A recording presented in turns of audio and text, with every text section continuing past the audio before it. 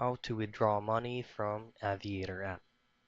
Now, before doing the process on withdrawing money, you have to understand and make sure that withdrawal method is gonna be any of your preference. So these are the items that is gonna be available for withdrawal method on Aviator.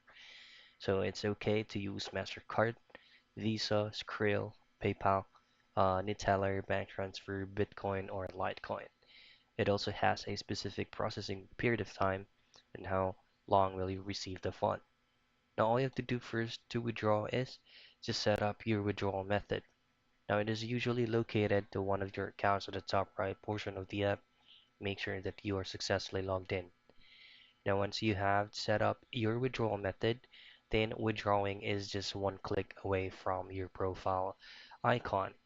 So just choose on or go to your profile menu, and then right there, withdrawal is going to be visible. And that's how easy and quick you can withdraw money from the Aviator app.